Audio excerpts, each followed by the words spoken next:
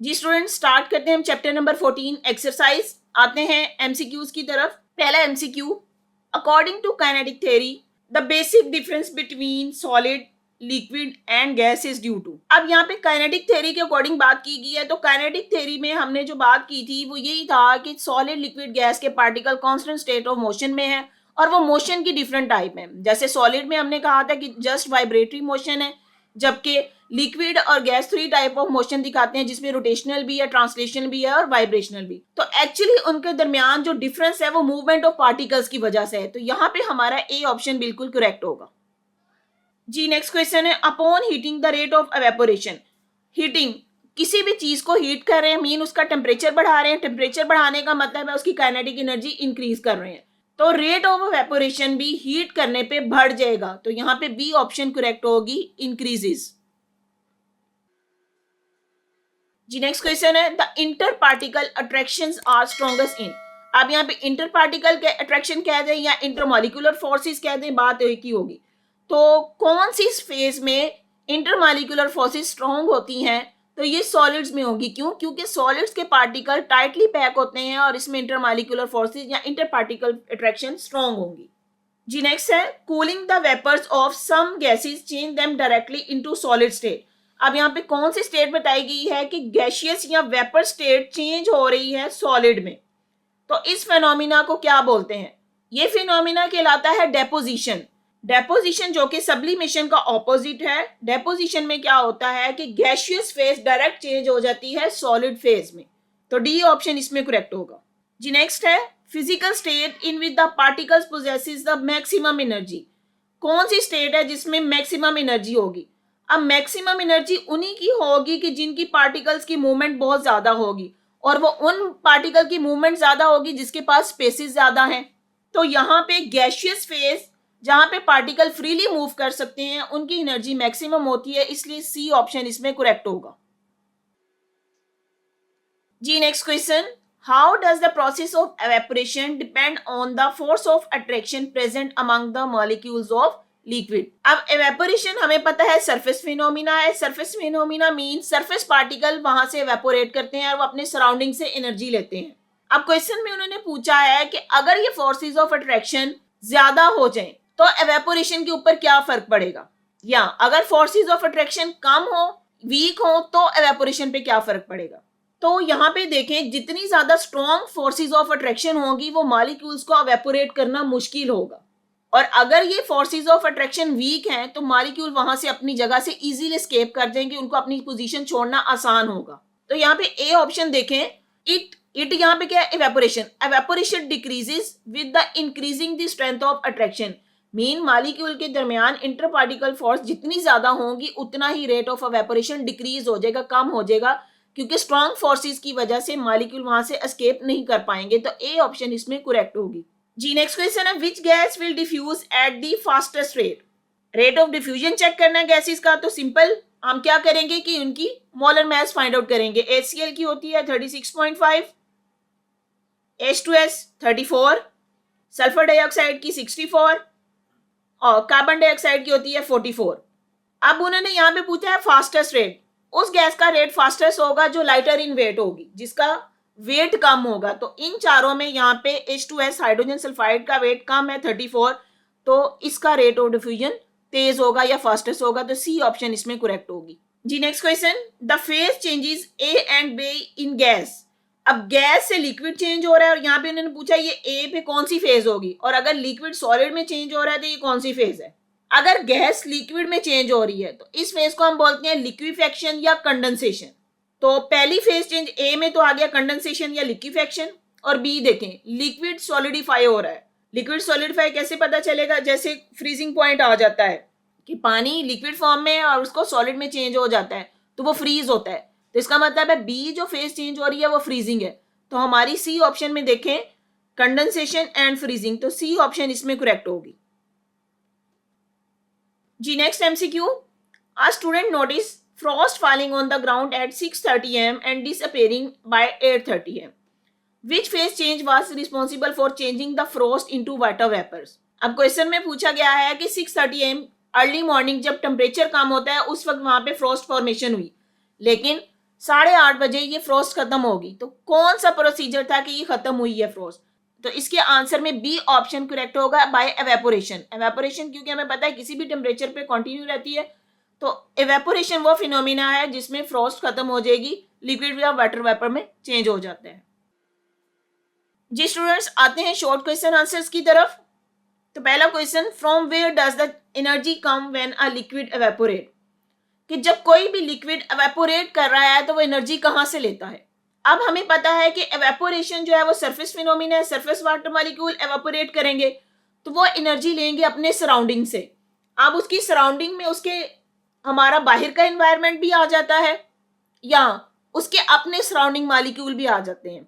तो इसमें दोनों कंडीशन हम बयान करेंगे कि when the liquid evaporate it gain energy from its surroundings. तो आप इसके आंसर में लिख सकते हैं कि from its surroundings this molecule get energy for evaporation.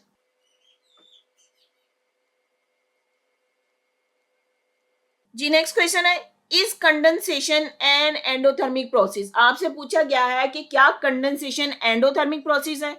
Actually condensation क्या था? कंडेंसेशन वो फिनोमिना था जिसमें गैस पार्टिकल चेंज होते हैं, लिक्विफाई होते हैं, लिक्विड में चेंज होते हैं। तो जब गैस पार्टिकल लिक्विड में चेंज हो रहे हैं तो ये एक एक्सोथर्मिक प्रोसेस है, तो इसको आप एंडो नहीं कह सकते। तो आप इसमें लिखेंगे no condensation is an exothermic process. जी नेक्स्ट क्वेश्चन है, why naphthalene balls used to repel insect? अब यहाँ पे नेफ्थलीन बॉल का यूज भी आपको बता दिया है कि इंसेक्ट्स को रिपेल करने के काम आती है, मतलब इंसेक्ट को भगाने के। डिसअपियर आफ्टर सम टाइम, तो हमने जब सब्लिमेशन का टॉपिक पढ़ा था तो हमने यही कहा था कि नेफ्थलीन बॉल थोड़ी देर के बाद डिसअपियर हो जाती हैं। क्यों? क्योंकि उनमें सब्लिमेशन का फिनोमिना होता है। सब्लिमेशन क्या था कि जिसमें कोई भी सॉलिड फेज डायरेक्ट चेंज हो जाती है गैसियस फेज में। तो यहाँ पे इसके आंसर में लिखेंगे ड्यू टू सब्लिमेशन। जी नेक्स्ट क्वेश्चन है, why does the temperature remain constant during a phase change? कोई भी फेज चेंज हो रही है, फेज चेंज से क्या मुराद है? कोई सॉलिड लिक्विड में चेंज हो रहा है, लिक्विड गैशियस में चेंज हो रहा है, या गैशियस फेज चेंज हो रही है लिक्विड में, तो इसको हम बोल रहे हैं फेज चेंज। पूछा गया है कि फेज चेंज जब होती है तो उसमें टेम्परेचर कांस्टेंट क्यों रहता है? तो आपको याद होगा हमने जब हीटिंग एंड कूलिंग कर्व पढ़ी थी उसमें ये डिटेल में आंसर पढ़ा था कि जब भी कोई फेज चेंज होती है उस वक्त टेम्परेचर जो है उस मॉलिक्यूल्स की इंटरनल एनर्जी को बढ़ाने के काम आता है, और वो internal energy actually intermolecular forces को करने के काम आती है, इसलिए वहां पे ये टेम्परेचर कांस्टेंट रहता है। तो यहाँ पे आप हीटिंग और कूलिंग कर्व वाला टॉपिक पढ़ेंगे तो आपको इसका आंसर वहीं बुक के अंदर से ही मिल जाएगा। जी नेक्स्ट है, is it possible to compress a liquid like a gas? Gases की कंप्रेशन हमने पढ़ी कि उनको प्रेशर अप्लाई करके कंप्रेस किया जा सकता है। अब क्वेश्चन में उन्होंने पूछा है कि क्या किसी लिक्विड को कंप्रेस किया जा सकता है, तो बज़ाहिर तो हम यही कहेंगे कि लिक्विड को कंप्रेस करना आसान काम नहीं है, उसको हम नहीं कर सकते। लेकिन एक्चुअल ये बात नहीं है, लिक्विड को भी कंप्रेस किया जा सकता है बट अंडर स्पेसिफिक कंडीशंस। और वो स्पेसिफिक कंडीशंस क्या होगी कि हमें बहुत ज्यादा प्रेशर एग्जर्ट करना पड़ेगा। तो आंसर में आप लिख सकते हैं कि yes, liquids can be compress but under specific condition where the pressure must be high. तो आप कह सकते हैं कि liquid can be compressed but under the specific conditions where the pressure must be high. High pressure होगा तो liquid को compress किया जा सकता है। जी नेक्स्ट क्वेश्चन है, can you change the temperature at which water boils in an experiment in your lab? Question में उन्होंने आपसे पूछा है कि वाटर का जो boiling point, normal boiling point 100 degree है, तो वो ये पूछ रहे हैं कि आप अगर अपनी लैब में एक्सपेरिमेंट कर रहे हैं तो क्या आप उसका बॉइलिंग पॉइंट चेंज कर सकते हैं? तो आपको याद है कि हमने टॉपिक पढ़ा था जिसपे कहा था कि किसी भी लिक्विड का बॉइलिंग पॉइंट डिपेंड करता है उसके एटमॉस्फेरिक प्रेशर पे। तो अगर हम एटमॉस्फेरिक प्रेशर को चेंज कर दें तो इसका बॉइलिंग पॉइंट भी चेंज हो जाएगा। तो यहाँ पर आप इसका आंसर यस में लिख सकते हैं, yes, boiling point can be change by changing the atmospheric pressure. तो किसी भी लिक्विड का बॉइलिंग पॉइंट चेंज किया जा सकता है अगर हम उसका एटमॉस्फेरिक प्रेशर चेंज कर दें तो। जी नेक्स्ट क्वेश्चन है, in which season the wet cloth get dry after a relatively longer time? यहाँ पे उन्होंने सीजन पूछा है कि किस सीजन में गीले कपड़े देर से खुश्क होंगे।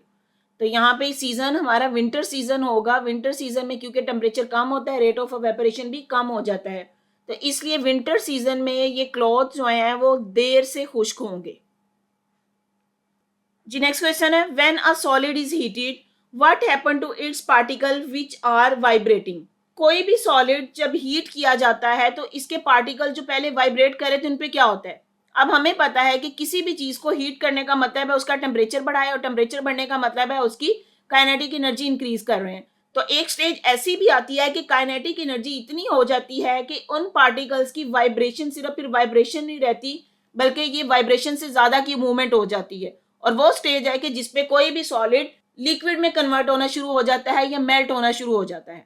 और ये वो फेज है जिसमें टेम्परेचर जो दिया जा रहा है वो उसकी इंटरमॉलिक्यूलर फोर्सेस को ऊपर ओवरकम करता है, और वो मॉलिक्यूल्स अपनी वाइब्रेशन छोड़ के ज्यादा मूवमेंट की तरफ आ जाएंगे और लिक्विड में कन्वर्ट होना शुरू हो जाएंगे।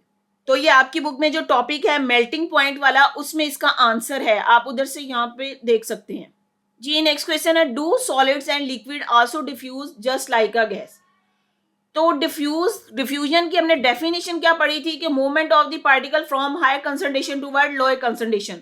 तो yes, solids and liquid can diffuse, कि they can move from higher concentration toward lower concentration. जी नेक्स्ट क्वेश्चन है, why dew is form in the early hours of the morning. Due drops early morning में ही क्यों बनते हैं। अब हमें पता है कि अर्ली आवर्स ऑफ मॉर्निंग में टेम्परेचर कम होता है, टेम्परेचर कम होने की वजह से जो गैशियस वाटर वेपर्स है वो लिक्विफाई हो जाते हैं और ड्यू ड्रॉप में कन्वर्ट हो जाते हैं। तो यहाँ पे आप इसका आंसर जो बताएंगे कि early hour of the morning में टेम्परेचर कम होता है, डाउन जाता है टेम्परेचर। जी स्टूडेंट्स, आते हैं अपने कंस्ट्रक्टेड रिस्पॉन्स क्वेश्चंस की तरफ। Question number 1, differentiate between evaporation and boiling. Evaporation और बॉइलिंग में डिफरेंस बताना है, आपकी बुक का ही क्वेश्चन है। बुक में बहुत अच्छे तरीके से एवेपोरेशन और बॉइलिंग के अलग अलग कॉलम में डिफरेंशिएट किया गया है। ये मैंने अपने टॉपिक पहले पढ़ाया भी है, आप लेक्चर में सुन भी सकते हैं अगर आप इसको दोबारा सुनना चाहें। तो ये आपकी बुक में इसका क्लियर आंसर दिया गया है। जी नेक्स्ट है, describe how boiling is related to the external pressure. Boiling जो है वो एक्सटर्नल प्रेशर के ऊपर किस तरीके से डिपेंड करती है। तो ये भी आपकी बुक का ही टॉपिक है, उसमें इसका सारा आंसर मौजूद है कि जितना ज्यादा एक्सटर्नल प्रेशर चेंज होगा तो बॉइलिंग भी चेंज हो जाएगा। अगर एक्सटर्नल प्रेशर कम हो रहा है तो हमारा बॉइलिंग पॉइंट भी कम हो जाता है। और इसकी एग्जांपल भी दी थी, जैसे हिली एरियाज में जाएं, क्योंकि वहां पे एटमॉस्फेरिक प्रेशर या एक्सटर्नल प्रेशर कम हो जाता है, तो वहां पे वाटर जो है वो 98 डिग्री पे बॉयल करता है। तो आप इसका एग्जांपल भी दे सकते हैं और इसके एक्सप्लेन भी करेंगे, और ये आपकी बुक में बहुत अच्छी एक्सप्लेनेशन दी गई है, तो इसको टेक्स्ट में आप देख सकते हैं, मेरा वीडियो लेक्चर भी इस पे सुन सकते हैं। जी नेक्स्ट क्वेश्चन है, why the process of evaporation does not need the input of energy. आप क्वेश्चन को समझे, उन्होंने कहा कि एवेपोरेशन के लिए इनपुट ऑफ एनर्जी का मतलब हमें खुद से एनर्जी क्यों नहीं देनी पड़ती, क्योंकि हमें पता है एवेपोरेशन जो है वो सरफेस फिनोमिना है और वो किसी भी टेम्परेचर पे होता है, इसलिए यहाँ पे उसको अलग से कोई एनर्जी प्रोवाइड नहीं करनी पड़ती। तो आप कह सकते हैं evaporation is the surface phenomena which occur at any temperature, किसी भी टेम्परेचर पे हो सकता है, इसलिए इसको अलग से इनपुट ऑफ एनर्जी नहीं देना पड़ता, वो अपने सराउंडिंग से अपनी एनर्जी गेन करते हैं और मॉलिक्यूल वहां से एवेपोरेट कर जाते हैं। जी नेक्स्ट क्वेश्चन है, why the heating and cooling curve for the phase change adopt the same path. अब हीटिंग और कूलिंग कर्व हमने पढ़ी थी, और यहाँ पे क्वेश्चन पूछा गया कि जब कोई फेज चेंज हो रही है तो वो सेम पाथ क्यों अडॉप्ट करती हैं। आपको याद होगा कि जो हमने कर्व पढ़ी थी वो कुछ इस तरह की कर्व थी कि यहाँ पे इसका सॉलिड था, सॉलिड का मेल्टिंग पॉइंट आया, और उसके बाद यहाँ पे ये टेम्परेचर कांस्टेंट हो गया। फिर जब पूरा सॉलिड मेल्ट हुआ और ये लिक्विड फिर गैशियस फॉर्म में चेंज हुआ या बॉइलिंग पॉइंट उसका आना शुरू हो गया, तो यहाँ पे ये इसका मेल्टिंग पॉइंट था और ये इसका बॉइलिंग पॉइंट था। अब यहाँ पे क्वेश्चन में यही पूछ रहे हैं कि हीटिंग और कूलिंग कर्व में जब फेज चेंज होती है, ये फेज चेंज हो रही है, मेल्ट हो रहा है या बॉइल हो रहा है, तो वो अडॉप्ट करते हैं same path. Same path adopt करने का मतलब यहाँ पे ये स्ट्रेट लाइन क्यों आती है, तो इसकी रीजन यही थी कि यहाँ पे इंटरनल एनर्जी ऑफ मॉलिक्यूल्स बढ़ रही है और ये इंटरनल एनर्जी इंटरमॉलिक्यूलर फोर्सेस को ओवरकम करती है, और कोई भी सॉलिड जो है वो लिक्विड फॉर्म में चेंज होता है या कोई भी लिक्विड जो है गैशियस फॉर्म में चेंज होता है। तो ये हीटिंग और कूलिंग कर्व का टॉपिक, उसमें ये बात भी एक्सप्लेन की गई है, आप इसका आंसर वहां से कंसर्न करेंगे। जी नेक्स्ट क्वेश्चन है, why ice melt when the pressure is exerted on it. Ice के ऊपर जब प्रेशर एक्सर्ट करते हैं तो वो मेल्ट क्यों हो जाती है।